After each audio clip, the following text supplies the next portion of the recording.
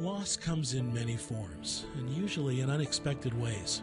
It can be devastating, leaving you facing an uphill struggle to go on with life without someone you thought would always be there. But life does go on, and even in the deepest despair, we can find hope.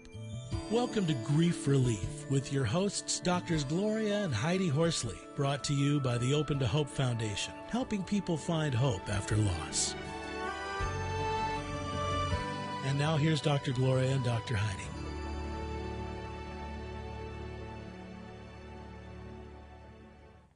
Welcome to Grief Relief. I'm your host, Dr. Gloria Horsley, with my co-host and daughter, Dr. Heidi Horsley.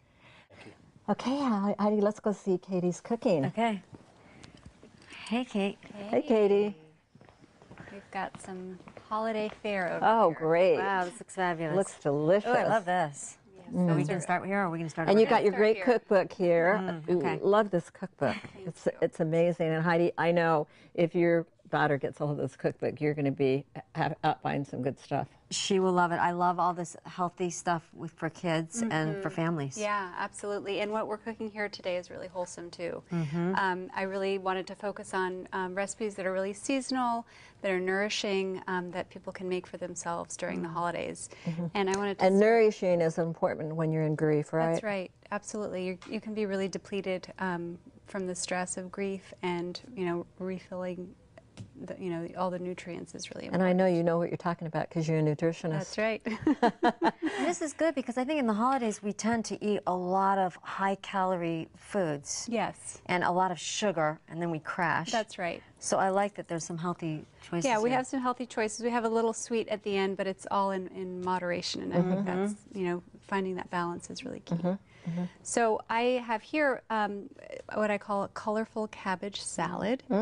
And I really like to use cabbage because unlike more delicate lettuces, it's really hearty and it holds up really well in the refrigerator.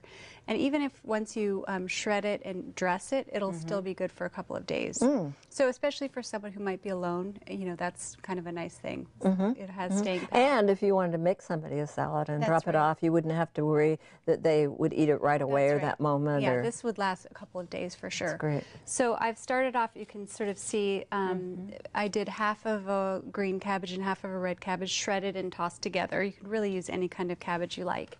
And then I have some really lovely seasonal ingredients. This is a Honeycrisp apple that I sliced this morning, and then I just doused it with some lemon juice so it wouldn't turn brown. Oh, I that's didn't know good. that Yeah. worked. Oh, yeah. Okay. Yeah. Lemon juice It and apples. stops that browning right away. Oh. And then some dried cranberries, very seasonal, and some toasted chopped walnuts.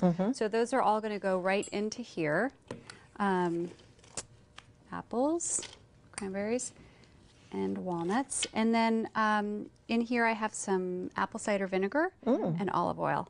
And just a little bit of honey. So I like that you cook with olive oil a lot. I do. For most of my savory cooking, I use olive oil, and then for a lot of my sweeter cooking, I tend to use organic canola oil because it has more of a neutral flavor.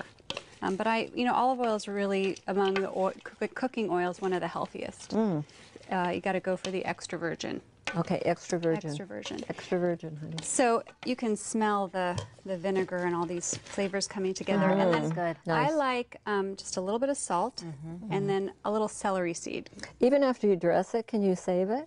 Yes, that's what I'm saying. Oh, so what I I often love will that. do is I'll get the cabbage and I'll shred it right away and put it in a bag in the fridge. And then, when you're ready to use it, shred it. But shredded and dressed, it will keep for a couple of days. Oh, that's Wow, that's hey, interesting. That's What really else? nice. I love the idea of dropping a salad off to somebody and knowing it. Yeah, and I what agree. you have is it's so pretty, and it's really crunchy, and then you could easily turn this into a dinner by adding, say, a broiled chicken breast or something like that. And it's also a great dish to take to a holiday buffet.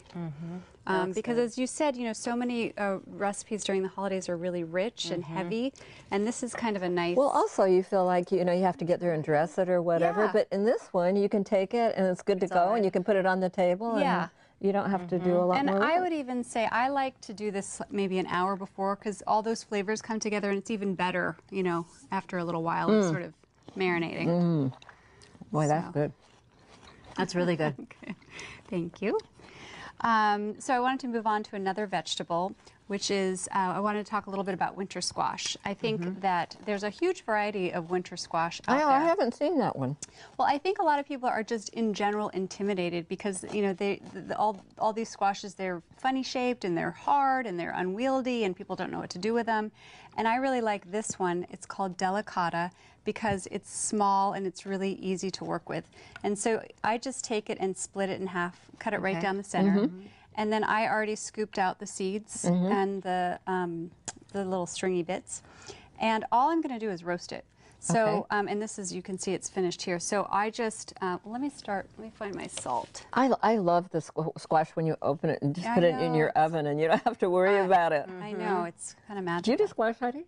Not really, but I will now because it sounds easy. All I do is put it in my oven. Well, I literally do. So I haven't done this kind of squash, but I do the butternut, Yeah, and I it just stick sounds- it in the oven and come home and eat it. It's It so sounds easy. really It's so good. easy. And it's so healthy for you. I mean, I all love this, squash. All these colorful vegetables are telling you that they're full of nutrients. So just dot it with a little bit of butter. Is that right? All the colored ones are full of I mean, nutrients. they really say eat with a rainbow. So try to hit all the colors of the rainbow.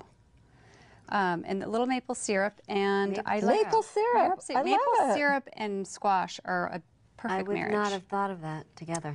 It sounds And then great. just a little bit of thyme, and then you just put it in about a 450-degree oven until Wow. it's soft and caramelized, kind of like this. And with a delicata squash, you can actually eat the skin. It's really, really? I mean, you don't have to. Obviously, you can scoop out, but it's perfectly edible Neat. I love that with the with the maple syrup, and it's pretty. Yeah. I mean, Now, do you use real maple syrup? Or Yeah, I don't use Oh, no pancake syrup. okay. So you go to the store and you get Yeah, real you have maple to get syrup. real maple Can syrup. you use pancake syrup? No. Yes, you could. I If don't even that's know what the you have in difference, your. okay? I thought all look for syrup was pure maple syrup. Okay, this is good to know. Yes. Yeah. All right. So that's, again, really easy, really nourishing. You could have this for a lunch. You could pair it with some, some kind of a grain. You could even, fill it with, say, brown rice or something like Oh, that. that's a good idea. Wow, Yeah. that is a good idea. So, That's what they got. I love that. I'm always stuck for lunch because my husband doesn't love salads, and this would be an interesting lunch. yeah, Lunch to have. absolutely. Have this. You could have it with a salad on the side or a little bit of protein or something like that. All right. And I think because it's the holidays, I wanted to do something, a baked good. Good. And this is a nice one. It's a pumpkin gingerbread cupcake. That sounds great. And although it's a sweet, it has some nourishment in it. It's made with whole grain flour and pumpkin puree and buttermilk. Yeah. And it's really tender and it's really easy to make. And I think, for people who are grieving, sometimes baking can be actually really therapeutic. Yes. I think it depends on the person. And this is, again, also something you could bring to someone who is grieving and sit down and have a cupcake and nice. a cup of tea. And I like that they're small. Yeah, they're small, and that's sort of where you find the balance where you get your sweet, but you're not getting a major sugar high. And you can obviously have them without any frosting, but I have a little cream cheese frosting. Oh, that sounds good. And You can I- put frosting on mine. And I sweeten it with just a teeny bit of maple syrup again, because Okay. again the squash from the pumpkin and the And this maple is syrup. the real syrup. That's It's the real not deal. The pancake syrup, That's the real deal. Yeah, Taste you that, should do a honey. side-by-side tasting because they're It's good. a real difference. Really good. Yeah. That's So the I real will- stuff to get out of the I trees will there, frost Heidi. this for you. All right. So, and they're just pretty. They're so and, cute. Yeah, I love the minis. Okay, and tell us how we can get your cookbook and find you and so all that. my website's momskitchenhandbook.com, and I write a lot of recipes, but I also write a lot of just general nutrition advice, feeding that's advice great. for parents. And on there's a whole section about my book. You can buy it at local bookstores, and you can buy it on Amazon. So that's probably a good place to start. And some of the recipes are on the website as well. This is on the website, and these two. Great. It's fabulous. That's It in the tastes like a book. gingerbread Really house. yummy. Did you try? Oh, yeah. It's I so did. I good. had a bite of that one.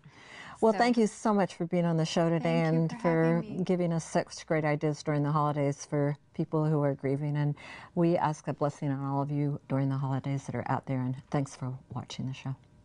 Thanks, Thanks Katie. for This is having great. me. And we're going to keep This has been the Grief Relief Show, hosted by mother-daughter team Doctors Gloria and Heidi Horsley. This show has been brought to you by the Open to Hope Foundation, helping people find hope after loss. Be sure to visit opentohope.com, where you can listen to radio programs, watch Open to Hope TV, read articles, and view books. You can also join Dr. Gloria and Dr. Heidi on Twitter and Facebook and put your events on their international calendar. Thanks for watching, and remember, others have been there and made it, and you can too.